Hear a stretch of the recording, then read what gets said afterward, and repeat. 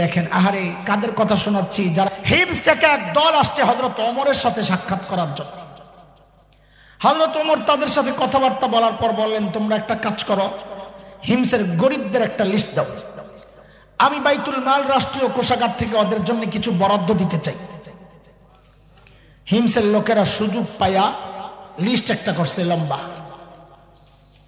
নিজে এলাকার মানুষের টাকা পয়সা পাইবো তো লিস্ট একটা করছে লম্বা, নিয়ে হযরত ওমরের কাছে জমা দিয়েছেন। ফুকারা ও হিমস, হিমসের গরিবদের লিস্ট। হযরত ওমর লিস্টটা ধইরা অবাক হয়ে তাকায় রইছে। কেন? দেখেন যে ওই লিস্টের শুরুর দিকেই হিমসের গভর্নর হযরত সাঈদ ইবনে আমির আল জুমাহির নাম। সাইয়েদনা ওমর অবাক হয়ে জবাব জিজ্ঞেস করলেন, আমি এরকম ফাঁকে এরকম কি ব্যাপার, তোমাদের গভর্নর বুঝি গরিব মানুষ? হিমসের লোকেরা জবাব দিলেন, বালা আমিরুনা আফকরুনা, আমাদের গভর্নর শুধু গরিব না, হিমসের মধ্যে সবচাইতে গরিব।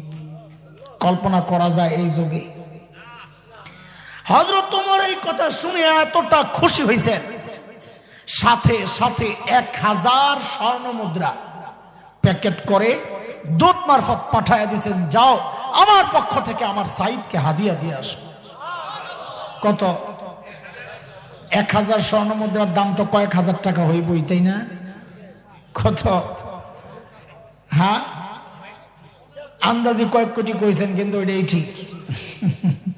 3.5 কোটি টাকার মতো আসে। এই বিশাল অঙ্কের হাদিয়া পাঠাইছেন হযরত সাঈদের জন্য। আল্লাহু আকবার। মানুষগুলো ছিল কি হইল কি দেখেন, কি ছিল?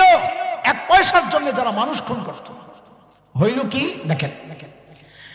দূত যখন ওই হাদিয়ার প্যাকেট নিয়ে পেশ করছে, হযরত সাঈদ প্যাকেট খুলে যখন দেখলেন এই বিশাল অঙ্কের হাদিয়া তার জন্য, তিনি কি করলেন? সাথে সাথে প্যাকেটটাকে এইভাবে ছুঁড়ে মেরে চিৎকার দিয়ে বলে উঠলেন, ইন্না লিল্লাহি ওয়া ইন্না ইলাইহি রাজিউন। কি বলছেন?